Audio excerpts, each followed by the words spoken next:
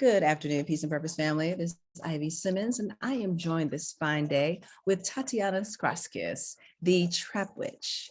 And we are pleased to have you with us this fine day. How are you today? I'm wonderful. Thank you for having me. I feel so privileged to be a part of this. So I thank you for having me here. Oh, we appreciate you. So, our topic today, the greatest love of all, breaking past conditions to true love, right? Before we jump into like that aspect of the discussion, I always like to get some understanding of how you came to be, how you came to be the trap witch, how you came to this work, and then how that kind of ports into our topic, right? Because it usually is tied in. Okay, absolutely. I'm a native of the Cayman Islands. I moved here to Atlanta in 2004. I was a refugee of a hurricane and somehow got blown here to start over, attended college here. I think, like many people, I had a plan. I was a chronic over planner. I went to college. I actually graduated with my master's after 2.5 years. I did an accelerated program. I really knew what I wanted to do. I was an art major. I ended up working for a national publication straight out of college, which is Upscale Magazine. As I started doing what I thought I was supposed to do, I started to become really unhappy. Mhm. Um, whether it was not being able to express myself as creatively as possible in my job due to hierarchy reasons, or just feeling unappreciated, uncelebrated, and sometimes overworked and underpaid. And so I felt like I was being called to, continue my education. And so I applied to do my master's program. And I had this plan. I had my bachelor's at 19. I was going to have my master's at 21. And I was like, I'm going to be this badass bitch, who's highly educated. I'm going to get the job that I want and all these things. And so when I left upscale and went back to do my master's program, I went to go back to class for my second semester, and they're like, you can't come to class. And I'm like, why not? And they're like, oh, your financial aid fell through. I had a scholarship, it wasn't enough. And it just felt like the universe was making it really hard for my plan. And so for about a year or two, I, started to freelance. I worked with, some local photographers because I was doing commercial photography for my master's, and, shadowing people like Derek Blanks, people on the scene and stuff. And I just started feeling like what I wanted to do wasn't making me happy. As soon as I started getting paid to do photography or do design, I just felt so stifled. Um, and so I took a moment, and I remember I went and saw the movie in 2000, around 2009. I saw the movie Eat, Pray, Love. And there was something about that movie when I walked out. I felt so like, I need a moment like that. Mhm. And it's like, first of all, you're not even like 23, 24. How do you need a moment like that? And that was like the moment I was like, I feel like I'm going through a beginning life crisis. I know people have midlife crises, but I feel like I'm going through a beginning life crisis. I don't Having quarter know. life crisis. I think that's like, what is it, 25 or 30 is like a quarter life. So, Yeah, quarter life. But at that time, I was like, this is a beginning life crisis, you know? And so what happened was I like kind of said to the universe, like, man, I need a moment like that. And I remember talking to some people, especially like my elder sister. She's a lot older than me. She's about 62 now. Our dad was pretty old. And so I said it to her. She's just like, that's not practical. That's not realistic. And I was just felt so crushed.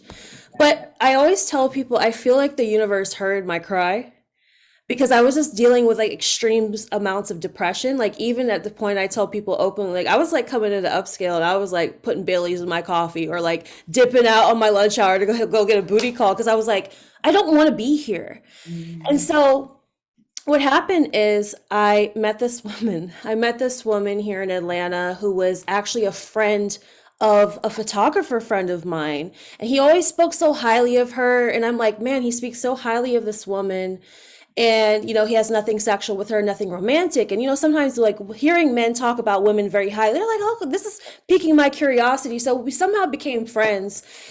And she met with me and she started talking about like some spiritual practices, like especially African practices. And at that time I was just not open. And I was like, girl, you were just talking a whole bunch of nonsense, craziness, and whatever have you. And so what ended up happening, we ended up, partying. Atlanta's a very much a party scene. We ended up partying together.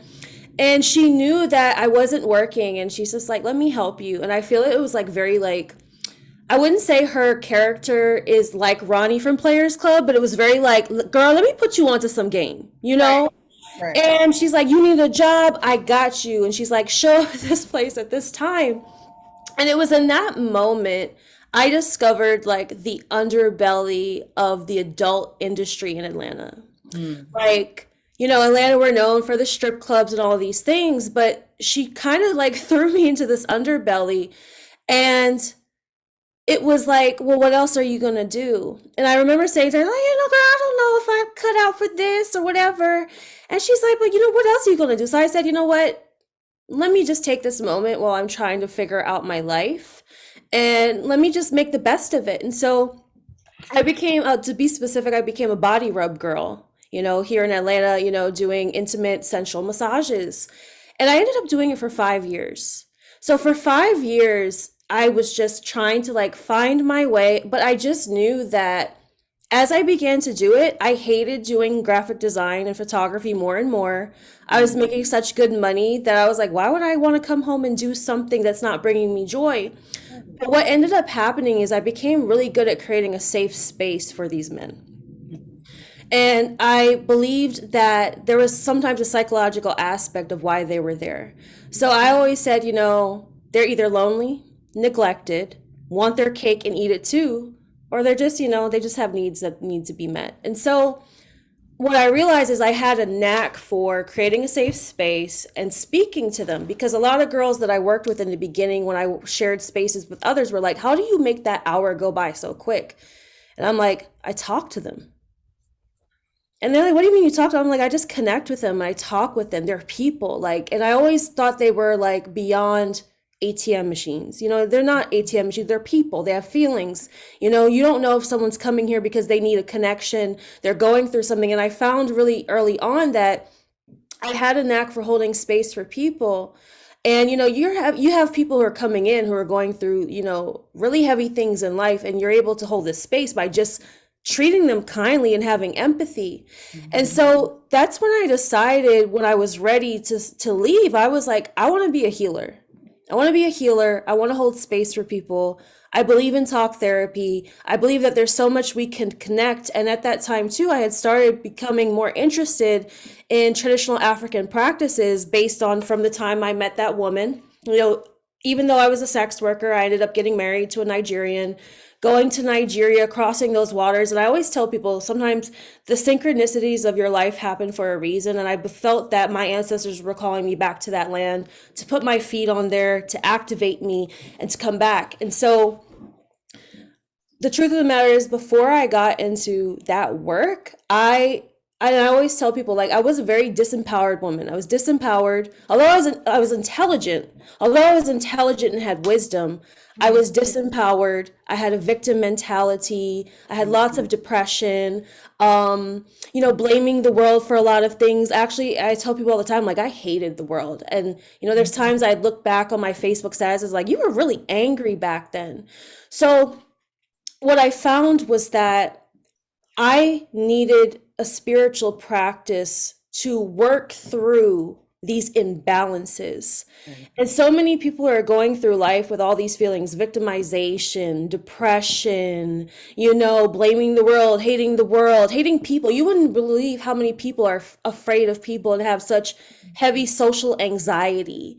And so essentially, all of the things within myself that I struggled with, somehow through taking that eat, pray, love moment, just being kind to myself, compassionate to myself, although I was confused about my path, and then ending up in that work and holding space for others.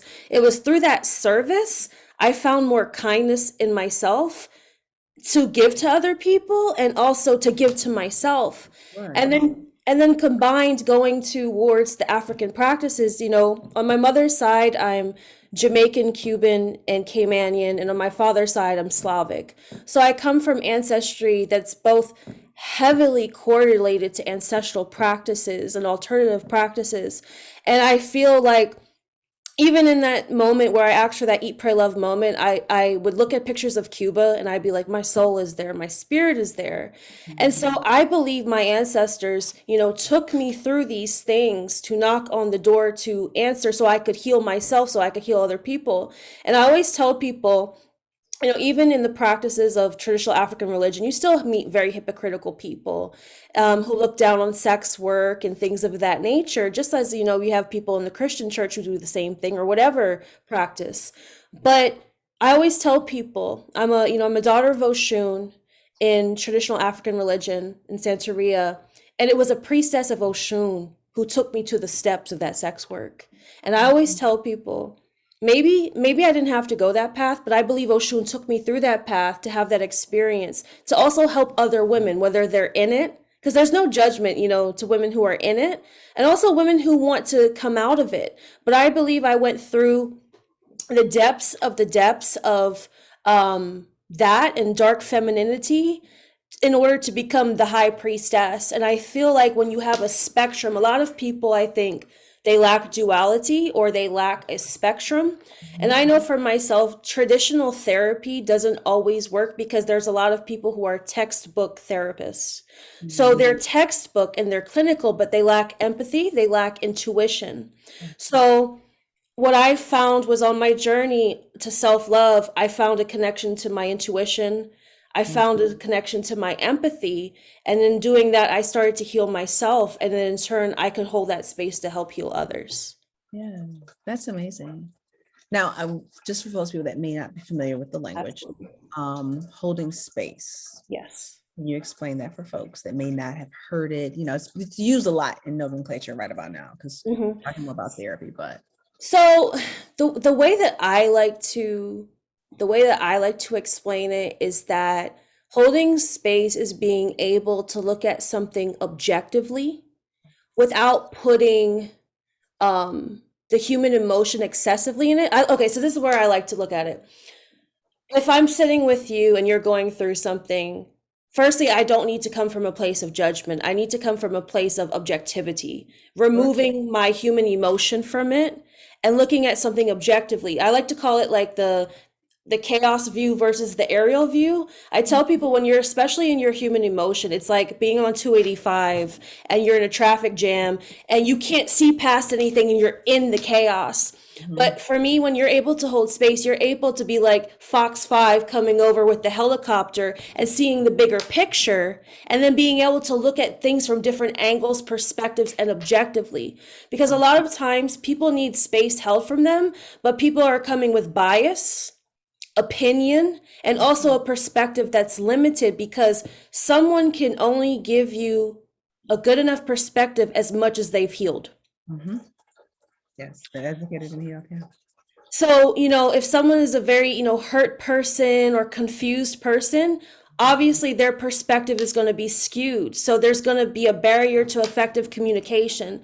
So being able to hold space for someone is being able to give them an objective point of view without putting your personal opinion in it and giving them a perspective that's best for their scenario whilst being able to look at multiple points of view and not putting judgment into it. Yeah. Being a safe space for them, for no judgment as well. Exactly. Yeah, I usually think of holding space as like allowing, just kind of accepting what they're presenting and allow them present it. And then, like you said it so much more simpler than I did. Well, no, but then you have the added component of when you share your perspective, it's not from your personal bias. It's not even from like educational bias. You may have some information that you gained from education that you can port into the conversation, but it's not from this is better, this is what you must do, or you should not have done that kind of framework. Absolutely. Because I think a lot of times I tell people when we take opinions from people, well, one of the things that people say, like sometimes opinion is the lowest form of human knowledge, right? But a lot of times when we're taking opinions from people, like they're telling you from the perspective of what they do or what they would want to do or what they think. But the thing is, they don't have to live with the consequences of your decisions most times. So you always have to make your decisions from a place of something that you can live with because they're not living your life At all. And not what they would do. Not, yeah. I think people And then the question always is, well, why don't you sit and counsel with yourself? Not that you are the end all be all, because again, you have your biases, you have your traumas that are informing your own decisions about what you think you're capable of doing. But sometimes when we go to others and we don't hear what we need or what we want, or we kind of get pushed back, it's like you kind of knew that before you went to that person, and it just reaffirmed what you knew, and now you feel bad and you still can't make a decision. So in light of that, see, that was a perfect little tangent. How do we go from seeing who we are to and learning to accept and honor and appreciate and uphold ourselves in a way that is loving, that is kind, is patient, allows us grace? How do we break through the conditioning we've experienced, the trauma that lives in ourselves, and the negative self-talk to get to a space where you do see who you are and then love that person? And like you said, the generational, how we break through those things. I always say that it's easiest to start with the truth. When I was wanting to leave sex work and become, this person, I was still struggling with, like you said, conditioning, other people's narratives about me, and etc. And I sat down and I wrote in a book, and I called it my conception book. People like vision board, but I called it my conception book. I didn't know where I was headed to really and truly yet, but I just knew I needed to start getting things out of my head. So one of the things that I always tell people, write down the absolute truth about yourself. The things, and it's easiest to start with the things that you love about yourself.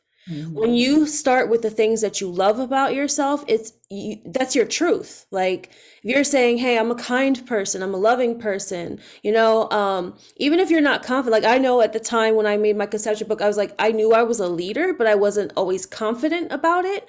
And so it was one of these things where it was like, you know what, I know I'm a leader, and I know I'm not a leader for everybody, but I'm still confident that I'm a leader. And so I tell people to start with your truth. Start with your truth about yourself. Start with your gifts and your abilities and the things that you've been God-given from birth.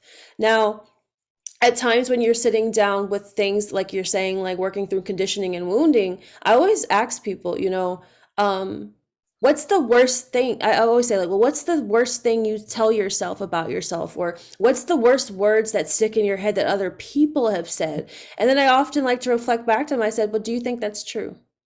Right. You think that's true, is that, and what kind of place is that coming from? So the easiest way, I think, to start moving into a place away from wounding and conditioning is looking at the truth. And whether we're looking at ancestral trauma or parental trauma, sometimes people don't realize like even their parents are their first bullies. Right. And so our parents condition our inner feminine and our inner masculine in ways that pretty much make us live a life that's not meant to be ours. And so, someone might have a father who's critical on them and is always, coming from a super critical place. But then you have to reflect back and say, okay, yes, that's your father. The only reason you're holding on to that is because of the attachment. Many times we hold on to these things because of the attachment. I read this thing one time that was really deep. It said, if your father, let's say your father and a stranger is hanging off a cliff and you can only save one life, who are you choosing? Automatically, most people are going to say my father because of the attachment. It's not that the stranger's life is any less valuable, but it's because of the attachment. And so many times people hold on to wounding and conditioning from their parents because of the attachment. Oh, what they say must be true because they are close. It's the proximity of closest. And sometimes people don't realize that your parents have been chosen for a specific reason, even at times to be a bully or a villain in your story, to catapult you into your destiny. So going back to what is the truth? If someone had someone who was a mean, critical parent, it's like, well, is the truth that you're supposed to be harmed and criticized because you deserve that? No, the truth is you deserve compassion, you deserve love, you deserve empathy, but you often have to reparent yourself and give that to yourself in order to set yourself free and to celebrate yourself in the way that you're meant to be celebrated. Yes, that's so true. And I think once we can allow ourselves to look at the attachments and see how they affect us, is that healthy? I tell my children all the time, I may not be the best in a particular area for you. You may need something else from me, Mhm. but that doesn't mean that you toss everything away, right? Or I tell them my own parent relation. My parents didn't raise me in a way that honored what I needed, right? So that informed my parenting. So it's very demonstrative about love, very demonstrative about their brilliance and their attractiveness and their heart and how they communicate and share space with others and their value, right? Because I didn't receive that. But knowing that and knowing like the person, so you know how to place them in proximity in the circles that circle your life, right? Like you get to be over here, you get to be right here based upon how you honor me and what you give or take or what have you from me. And I think that we hold on so tightly to, well, it's my family. Well, it's my family. Well, what you said about proximity is brilliant because if you ever look at like conflict resolution, that's how we work through conflict resolution. Often conflict resolution is broken into low priority relationships and high priority relationships. And so there's different levels. There's so different conflict styles. Like, so are you passive and over accommodating? Are you competitive and combative? Or are you compromising and collaborative? And a lot of times, right, because some of these people, like let's say our family, our high priority relationships, we spend so much time being passive or over accommodating or over combative. These people are not wanting to collaborate or compromise with us. And that's when, for a season or sometimes for some people indefinitely, you have to put them to a low priority relationship. It's not because of a lack of love. It's because if you're holding on to that attachment, you're going to create a whole lot of suffering for your life. I literally did that with my twin sister for some time. Like, and we're twins. We shared room space together, right? Because it just wasn't, I was like, we're not good. It was where she was in her life, you know what I mean? But I couldn't be a party to it because it was hurtful to me. And I was like, nah, you're like, aren't you, nah, we're not close. But now that is shifted. But it wasn't like we did anything on purpose, just noticed changes and like, okay, I can be around, we can do. And I think that people don't give themselves the power and the grace and the freedom I to. think it goes back to what you said about allowance. Like, I think that's such a powerful word that you've brought into the conversation, allowance. Like, even giving people space is giving them the allowance to do what they need to do without imposing, right? Right. And then coming back in a season that maybe then you're supposed to come back together. I always say that, like, people are a part of our journey, but how you feel most about yourself when you're by yourself is your truth. Mm. I was sitting at the airport in JFK one time and I was sitting by myself eating. I had just had a great weekend of events and I was thinking and I was like, how I feel about myself is the truth. I'm by Mm. myself in this big airport just traveling. And it made me think about how we're all on a journey. People will go along for the ride for a certain amount of time. Sometimes some people are there the whole time, but people become just like passengers and attractions along the way. So we can't take it personal if some people we outgrow them. Okay, it's time for you to get off at this stop, And some people they get off and then we converge back, along the way.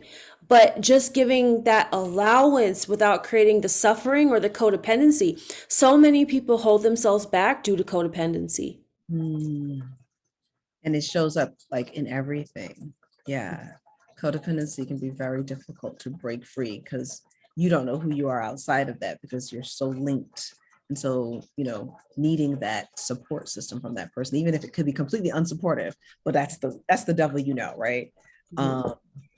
So when we talk about ancestral trauma, we talked about parental and how to learn to hear the voices and understand what the truth is and what is not, and understand everyone has a role in our growth and development. How do we parse through the ancestral work to realize what is ours and what we're kind of receiving and whether or not we should allow that to stay attached or stay within us? You know, I think it's so interesting, with ancestral things. It's like I believe that our ancestors and the people came before us did the best that they could up until a certain point, and they're supposed to be examples, right? their story is not always supposed to continue to become our story. And so sometimes people say, oh, this is an ancestral curse, but it's like, is it really a curse or was it a choice? Was Right. it a behavior pattern that was continued to be repeated and not broken? And people will say all the time, oh, my family is, and I think at times too, people don't underestimate the power of one. Mm. Um, a lot of times in family lines, it only takes one to break the pattern or break the curse, right? There's a really pretty quote that says, because I didn't come from a wealthy family has to come from me. But if Right. you look at the vibration of abundance, which is beyond money, we can associate that wealthiness with spiritual healing, emotional intelligence, maturity, because some of these things our family made a conscious choice, whether it was through the conditioning, the trauma, or whatever, and some of them just, missed the awakening bus. But even through Like, their downfalls, we can still use them as an example. So even I think with in times now, let's say with even with racial tension and things of that nature, it's that's why it's important for some people. Even I've been in spaces where we've had women of all colors, and some of the women have admitted, because they felt that safe in the space, to be like, look, my family were shitty people who were racist and did bad things, and I want to change that. I want to be able to create safe space and be a safe person for people of color. And it's so powerful to witness that it only takes one person to change the line. And at times, I mean, like, one of the most powerful scriptures that I actually really enjoy um, is, like, in order, they say, to be a follower of Christ, you have to be willing to go up against and leave your family in order to be a follower. I take that to another level, meaning just like on your spiritual journey, sometimes you're going to have to be the one to break away. And sometimes people feel a lot of sadness and anxiety about being the black sheep, but sometimes you're being called to be that one. And Bob Marley had a song called Cornerstone, I think it was called, but it's based on scripture. It says, sometime the stone that the builder refused will go on to become the first head cornerstone.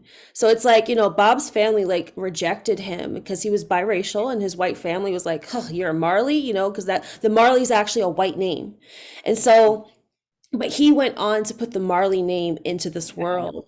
So when it comes to, breaking the pattern, he went to break on that pattern. Like, his Marley family was, kind of racist and full of hate. And he went on to become this like beacon of light of love in the world. Yeah.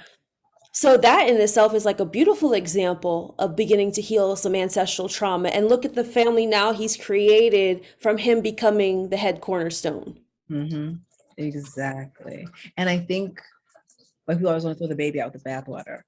Our Mhm. ancestors, our elders have done things that completely diametrically opposed, right? But that doesn't mean there wasn't some aspects of them we should learn from. Even, and not even just the bad things. Yes, I know what not to do, but these are the things they did well.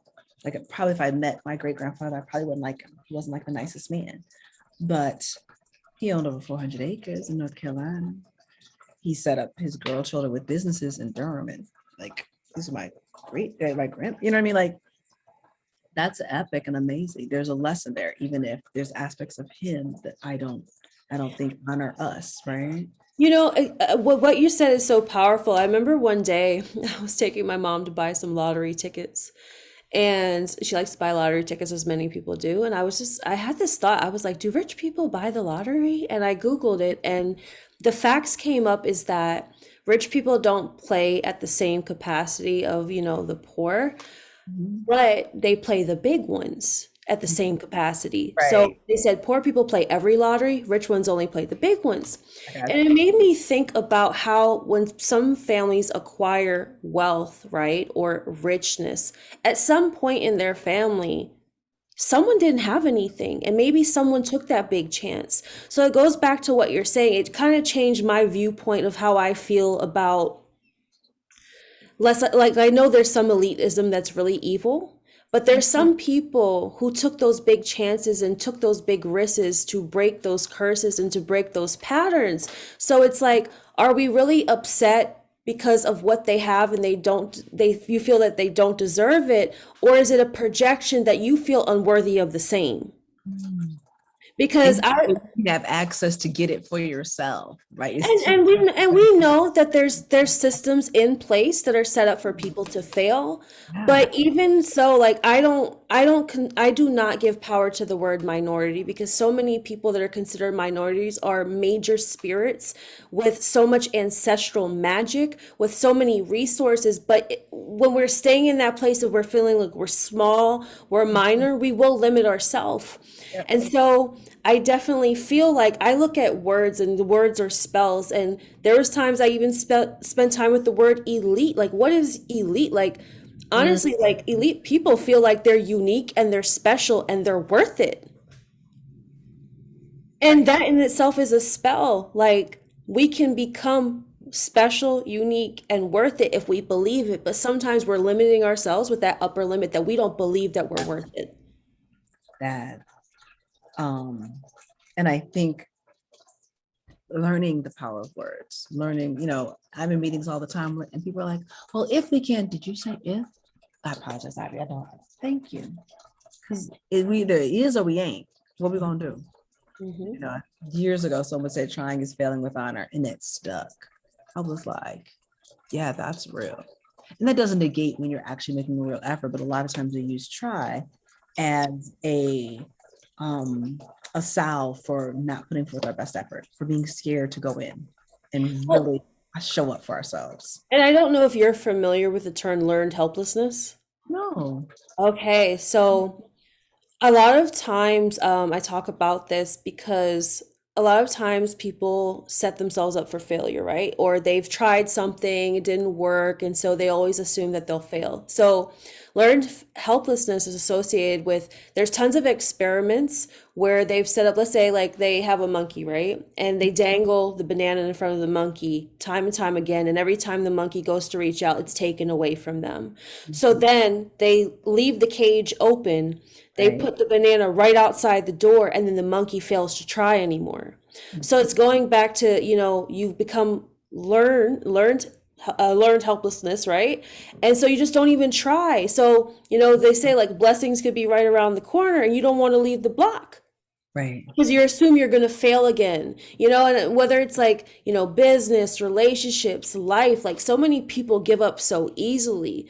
Yeah. They don't have the spirit of, the resiliency or relentlessness. And I don't think that resiliency needs to come always from survival. It needs to come from a place of love, because when it's from survival, you're going to burn out. But when it's coming from love, you're going to always believe that you're worth more. So you're going to do more.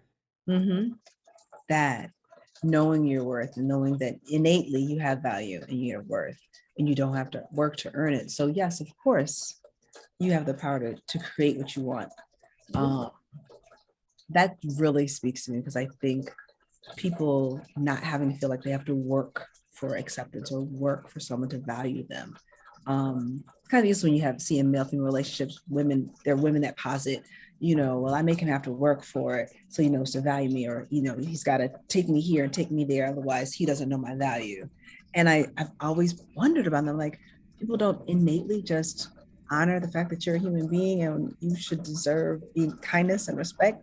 And clearly there are lots of people that don't agree with me and feel like you have to have all these other things to be granted simple courtesies and respect. Well, I believe in, and if we're talking about that, I believe in non-performance dating.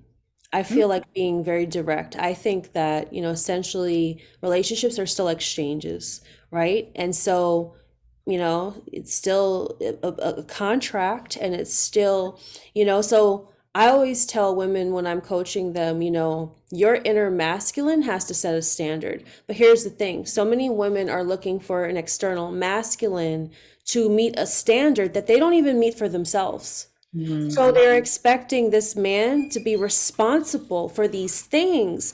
But then you're making him work hard. But then that's why men have this conversation about, like, what are you bringing to the table? I don't think that they're wrong to say that or to ask that, because oftentimes, again, if we're looking at it as a contract, I always tell women that I'm coaching, your inner masculine is like a lawyer who comes to the table with a contract for your potential counterpart. And if you don't have your causes, what your your integrity, what your truth, the things that you value, the things that you protect, the things you hold to a standard, if you don't have that in front of you, you can't even expect him to honor that, because when you are bringing that, you're asking someone, can you honor the responsibility of doing this? Can you accept this? But if that's not even a standard that you're upholding, you're looking from a place of codependency for someone to fill that void, and I don't believe in that. Yeah. I do think that there are exchanges, like, yeah, someone can lack one thing and someone can have other, and it can balance. Yeah. But I think a lot of times people are not coming for truly equally yoked relationships. They're coming from a place of codependency. And that Mm, never ends well. yes, equally yoked. And that doesn't mean we have the same amount of money. It just means, like we have effort. And like you said, I may be great at the planning, but you're better at the execution. Epic. We should make a great team as long as I allow you to do Collaboration. your part and you do my and I do my part, right? But like you said, we come with all this list of he's got to have this and do this and blah blah blah blah blah blah blah. And like you said, we're not coming with it ourselves, or it's unrealistic. It's not balanced to honor like his needs. It's all based upon what you want, how people should show up. But like you said, it's performative. Like he has to have this. Like, well, who is he at his core? What are his Well, values? it goes back to too, even like what I said around how my attitude was in sex work. A lot of okay, so here's the thing. I recently did a video about, submission, right? We have to be really mindful of how we use being submissive, right? But here's the thing. I like to look at the word submissive more as like yielding. You're yielding to someone, or you're not coming from a place of like you're not wanting to be dominated or these things, right? And the truth of the matter is that through hurt, through so many, traumas, a lot of women don't look at men as human beings.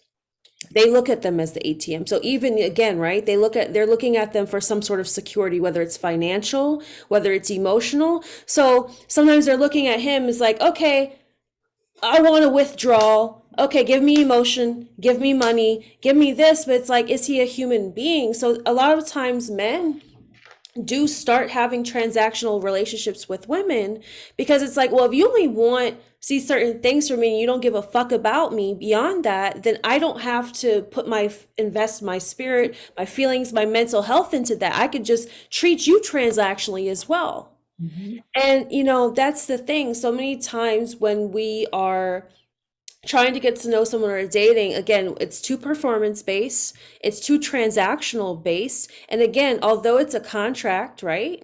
Yeah. And yes, there are transactions, there have to be agreements, And needs right? to be really beneficial. Yes, because if we're trying to manipulate someone, we're trying to manipulate, trying to use them, trying to abuse them to get what we want, that's really not a relationship. Right. It's not a relationship. No, there's no ebb and flow. There's no give and take. There's no how can I support and be with and honor you? It's what am I getting out of this and what you're going to give me? Mhm. Which doesn't honor anyone. Like you don't get the emotional needs met. You don't get your spiritual needs met. You may get some of your psychological needs met, but that soul level, heart based connection that you need, that we require. Like our heart is more magnetic and stronger than our brain and our gut. Like it is the leader. That's something I live by. A lot of times I tell people when I started my practice, I always say I aim to be a heart that understands knowledge. Mhm. And I believe that the heart connects us more deep than the brain, because you can share your heart with someone and then they're willing to open their mind to you. But there's times when you're trying to share something intellectually and someone won't open their heart because they don't understand.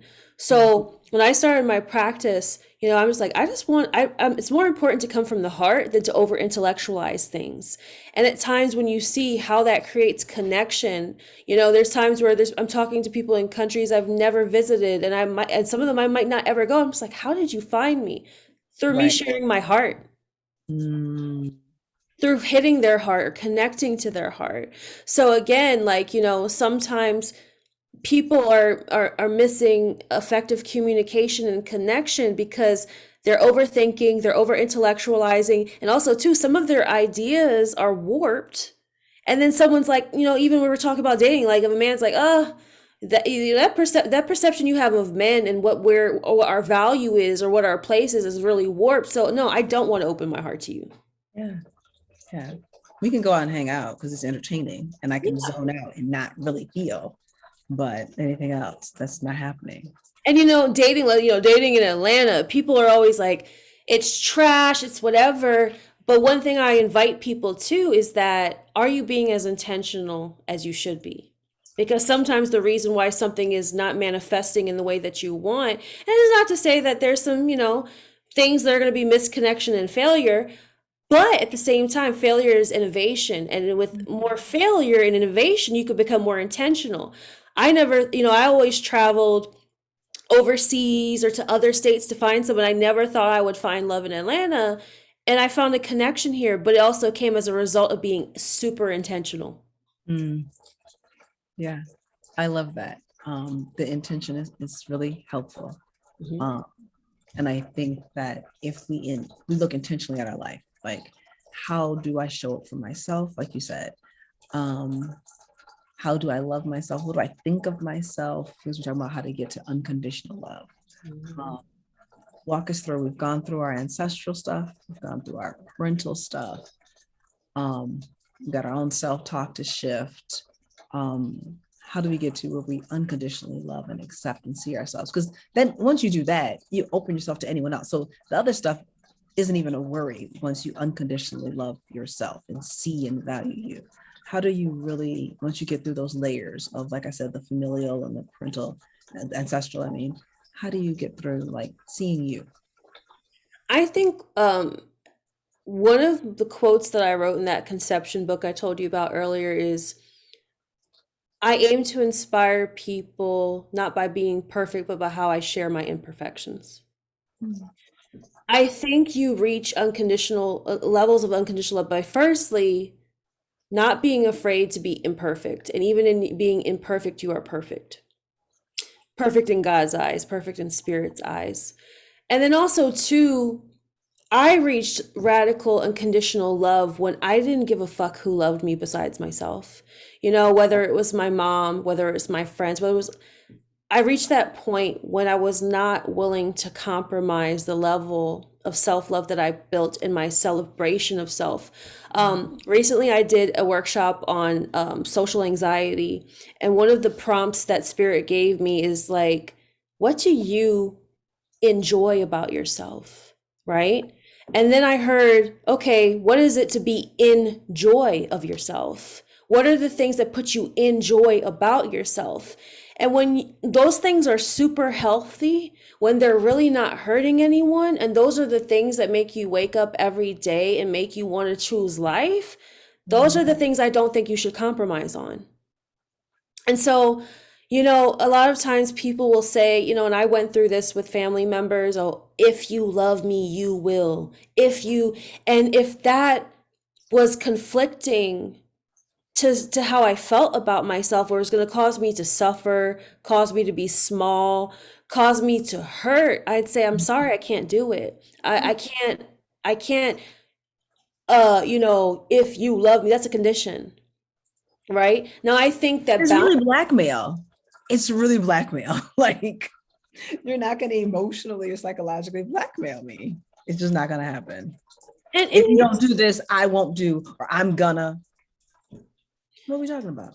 I feel like we deserve to be honest with each other. I think that we deserve to have boundaries, right? But when we are giving people no choice or a limited choice that's not in favor of them, then it's not worth it. Oh, I know. And people don't realize how many times people do that emotional blackmail or do that mental blackmail or that spiritual blackmail. It's so prevalent, Mm-hmm. and one of the things too, and recently I've been thinking a lot about it, especially with topics around human trafficking and stuff of that nature, or just, pedophilia. Like when we're talking about grooming, grooming is beyond that. There are people in the spiritual community who are leaders that groom people as well because they're spiritual predators and they prey on Mhm. people and use their inner, use people's emotional vulnerability or victimization or wounding, to love bomb them, to, give them all this attention and love, and then do it in a way that it makes them easily to manipulate or to Yeah. abuse. Mhm. And the truth of the matter is, like, if we're going into the topic of unconditional love and conditional love, how many people from the time we're born are just grooming us to abuse us Yeah. and manipulate us? Yeah. And they do this thing where they flip flop and they love bomb you and then they abuse you. They love bomb you and then they abuse you. Mhm. So, for people who are not aware of love bombing, like love bombing is a term that did heavily originate from cults, right? That's how cults operate. Mm. But let's not talk about how these dynamics are in our family dynamics and our friend, and like people groom us all the time. Romantic relation, yeah, and then you take it away, and and people think of abuse as like saying hard things. It may be just removing yourself and not being accessible and available. You give all of that attention and love and support, and then you're like, no, like that's a too, that inconsistency in choosing to. And so many people don't know that there's so many different types of levels of narcissism.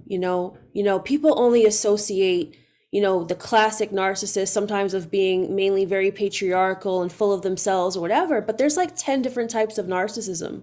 Mhm. And one of the most dangerous ones is, covert. And recently I had started diving into it and I said, do you know how many people just out of becoming victimized and hurt people then go on to become hurt people that hurt other people? And so people can be covertly narcissistic without knowing it because they're more introverted, they're shy, but they're still manipulative. They're still hurtful. They're still all these things, not even just intentionally though. Yeah. It's just how they've learned to operate as And their then own defense mechanism, but then they operate on others. Yes. yes, and so then codependency again, conditional love again. So I always tell people on the road to unconditional love, you have to be mindful of narcissism, you have to be mindful of codependency, the grooming. You have to pay attention to all these things. And I think that's why it becomes so chaotic and conflicting when you see these things and then you have to call them out and you have to advocate for yourself or you have to put boundaries and you have to stand up. People are terrified of that. People are terrified of other people. Yeah. But then in being terrified of them, you have to ask yourself, are you scared of becoming who you're meant to be? And the questions you asked us to ask ourselves: what is my truth? Who am I? What are my gifts? What brings me joy? What do I enjoy? And what did you say? It was something about enjoy. It was some very What am I enjoy of within myself? enjoy of that. I think those are such helpful tools to, again, kind of pulling back those layers, right? How do we pull back the layers to define for ourselves ourself? Mhm. Because we have a lot of ideas about ourselves that are not self-formed, that are Mhm. not true, and don't support us in being who we truly want to be if we look into see who that is, because we have ideas based upon what we've been told to do. My people had like 5 jobs: doctor, dentist, attorney, accountant, and preacher. You know what I mean? We didn't know there was that. So you go into these paths thinking these are my options, not knowing it's the world is your option. And And you, and I think the most powerful one of the most powerful things is a lot of people don't think that they can just show up in this world and be celebrated and given abundance by just being themselves. When I was, manifesting what I do now, one of the most important things to me was people don't care how I show up, they just want me to show up. hmm, So it was such a blessing to be able to do something powerful working from home. I could show up in my pajamas, I could show up looking however. But people don't care, they just care about the vibration and the frequency. So a lot of times we have all these like, standards from society, or we have this like idea of how we have to be in order to be loved and celebrated. And when you start becoming, more detached from that, and like you find that your self-love is just so fucking radical. And that's why I tell people, like, I don't care what anybody says. I wrote an ebook around Cardi B and consciousness, and I called it Cardi B's Guide to Consciousness. Wow. Because when I was trying to get the bravery and the courage to quit sex work, was the same time Cardi was trying to transition out the club, going on Love and Hip. And I always said to people, I was like, she inspired me by just how she showed up and was just so unapologetic, didn't give a fuck. And I tell people, like, she has such powerful manifestation energy because of the size of her heart, and even not even just the size of her, I would say heart towards the world, but her heart towards herself. She's truly believes in herself and believes that she can manifest. And I said, that's so powerful. Sometimes people go pick up, just a spiritual book because they think spirituality comes dressed in one form. But Cardi B is a very spiritual person, and she could teach you a lot if you can get past your judgment. Yeah. Or could get past how you think a spiritual teacher should show up. We can learn Talk, so dress, much all about of that. and that was one of my things too, was that when I was leaving sex work, I've always been a fairly flamboyant person. I love dressing, I love being unique. And I did this event called the Goddess Glow Up in November 2017. It was a very like bohemian-esque, environment. I love my friend Hadish, but we were all going to be in white. We were all going to be, earth goddesses and stuff. And there was something in my heart that said, you need to show up to that event with your 30-inch lime green wig. Okay. You need to show up with your stripper wig. And I said I did that as an act of self-love and as act of representation for the girls who were like me, who didn't think that they could step into those spaces after working what they did and empower people. Because so many people say sometimes, oh, they put a limit on how they think you should be able to empower people. Mm-hmm. And But who only, deserves the empowering and the love. Yeah. and I tell people that all the time. Like, there's a quote that I wrote a few weeks ago that says, people will always be used as a weapon formed against you in order to disconnect you from your purpose and your power. That's why you have to have a strong relationship and have strong relationships with God and yourself. Because if you don't, people are going to knock that confidence right out of you. Mm-hmm. People are always going to be used to deter you from your path. Yeah. Always. I love that. Thank you. You're welcome. In our closing moment, is there anything that I'm pulling off jewelry as I'm talking. Is there anything that you knew walking into the conversation you wanted to share, or did something come up as we talk through that, you haven't been able to express to us just yet, that you want to make sure that we leave with? Clearly you've given us a treasure trove, but. Thank you. No, I came in very free flowing, which I think is beautiful, because sometimes over planning kills magic. But the one thing that I would want to leave people with, whether I don't want to limit, whatever the persons are that are watching this, is that don't limit yourself. Sometimes you're the one who's getting in the way of you. And then we think that it's other people, but at the end of the day, it's always going to be you. Nobody can stop you from becoming who you're really meant to be on this earth besides you. And, even I believe in fighting. I believe in fighting for who that is. And a lot of times when you really start coming into that, there's still going to be adversity. I always tell people, I like to look at the story of Christ as kind of the story of the spiritual journey. We all come down here as extensions of God, for a mission, for a purpose. And we're going to meet adversity. We're going to meet crucifixion, persecution, but you better ride the wheels so they fucking come off for your cause and for yourself. And in doing so, you will resurrect. Many times we'll go through many spiritual deaths on our journey, but if we're in alignment with Spirit and God's plan for our life, we're always going to resurrect over and over and over again. You'll be fine. Yeah, I love that. Thank you. Well, we appreciate you joining us I this. appreciate you for having me. Yes, indeed. Well, we look forward to seeing you again at some point. Our producers over here sending me messages. This is amazing. We need a part two. I'm with it. Thank you for inviting me to do this. It's such an honor. Indeed, indeed. Well, you have a glorious day, and we will You be as seeing well. All right, take care. you.